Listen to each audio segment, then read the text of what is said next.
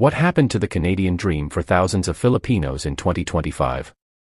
Once seen as a land of opportunity, peace, and a better future, Canada is now presenting unexpected challenges for many Filipino immigrants. Rising restrictions, legal complexities, economic shifts, and social issues have reshaped the lives of countless families who once thought they had found a permanent home.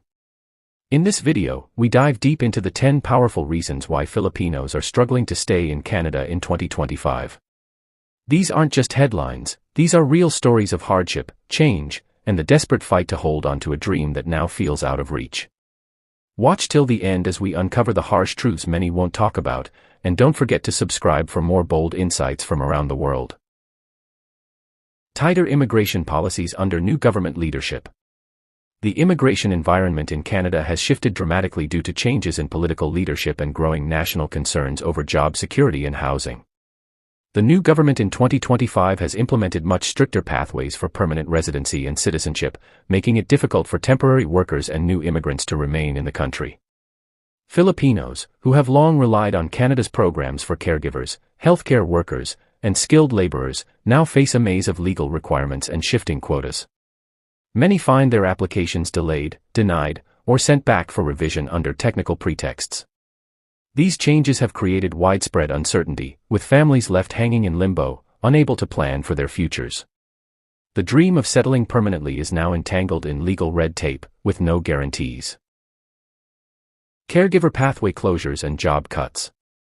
For years, the live-in caregiver program was a key route for many Filipinos to enter Canada and build a stable life.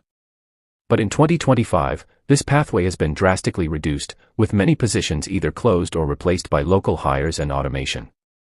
Filipinos who came under the assumption that caregiving jobs would lead to permanent residency are now finding themselves stuck in temporary roles with no progression.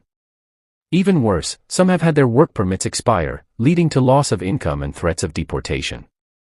Many employers, facing economic challenges of their own, are unwilling to sponsor foreign workers long-term.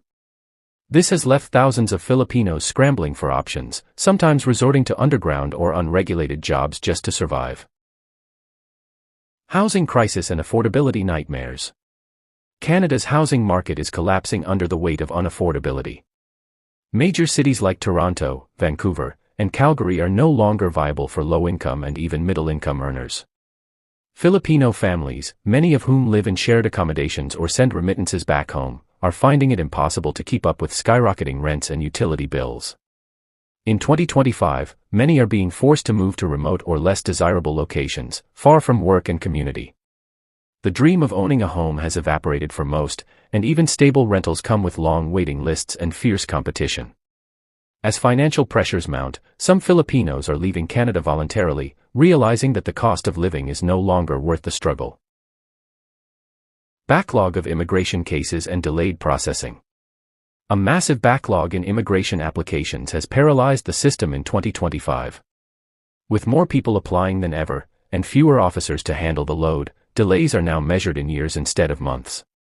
Filipino applicants waiting for spousal sponsorships, permanent residency, or work permit extensions are living in a stressful limbo, unable to travel, unable to work legally, and uncertain if they'll be forced to leave.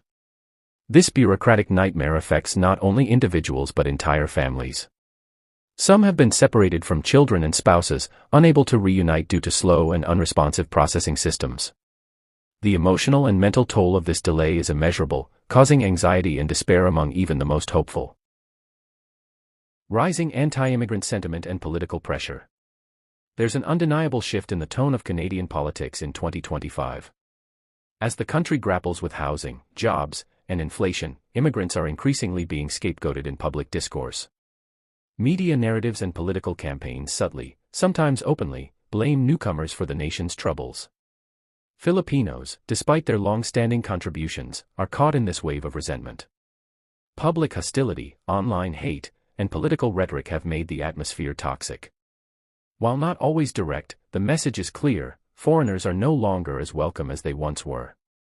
This emotional and psychological pressure is causing many Filipinos to quietly pack up and leave, even when they've spent years trying to build a life in Canada. Discrimination and lack of representation. Filipinos in Canada have long been known as hardworking and resilient. But in 2025, many are reporting increased levels of subtle discrimination and exclusion in workplaces and public services. From being passed over for promotions to being unfairly scrutinized in housing applications, Filipinos are facing barriers that go beyond paperwork. Part of the problem is the lack of political and community representation at decision-making levels. Despite their large population, Filipinos still have limited influence on immigration or social policy. This marginalization makes it harder to advocate for their rights, and many are left feeling isolated, unheard, and unwelcome in a country they've contributed so much to. Crackdown on undocumented workers. An aggressive enforcement campaign in 2025 is targeting undocumented workers across Canada. Immigration authorities have ramped up raids, workplace inspections, and random checks, particularly in industries where Filipino workers are concentrated, like hospitality, elder care, and cleaning services. Many who once slipped under the radar are now being detained, fined, or deported with little to no warning. Others live in fear every day, avoiding public spaces, hospitals, or even reporting crimes out of fear of being caught. The stigma of being illegal is creating a climate of fear that disrupts communities and destroys lives. This crackdown has shaken the Filipino diaspora to its core. Economic shifts and job insecurity. Canada's economy in 2025 is not as stable as it once was. With major industries downsizing and automation replacing manual labor, many sectors are shedding jobs at an alarming rate. Filipinos, many of whom work in healthcare, domestic service, or hospitality, are among the most affected. Layoffs are widespread, and new job openings are increasingly being reserved for citizens or permanent residents. For those on work permits, losing a job could mean losing the right to stay in the country. This economic instability has made it nearly impossible to maintain consistent income, let alone qualify for permanent residency, which now requires proof of financial stability and long-term employment. Struggles with education and professional recognition. Many highly educated Filipinos arrive in Canada with the hopes of continuing their careers. But 2025 has made it clear that foreign credentials still don't hold the same weight. Engineers, nurses, teachers, and IT professionals are often forced to restart their careers from the bottom or return to school to meet Canadian standards. This is not only demoralizing but also financially impossible for many, especially when paired with high tuition fees and the need to work full-time to survive. The lack of support for credential recognition traps many in underpaid roles that don't reflect their skills, leaving them frustrated and questioning their decision to immigrate. Healthcare access limitations for temporary residents. The healthcare system in Canada, once a global model, is now under severe strain. In 2025, temporary workers and new immigrants, many of them Filipino, are finding it difficult to access timely and affordable healthcare.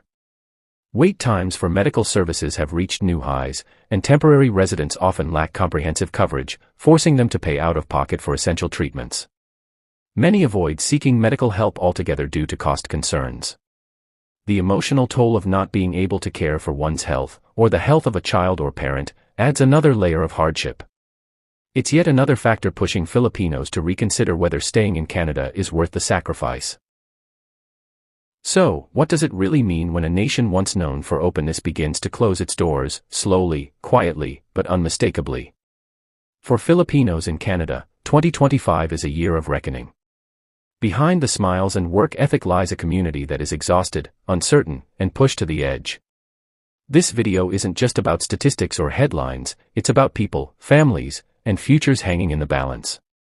If you're Filipino, if you have loved ones in Canada, or if you care about justice and inclusion, now is the time to pay attention. Don't forget to subscribe to the channel for more in-depth content like this, and drop your thoughts in the comments. Have you or someone you know faced struggles in Canada? Your voice matters.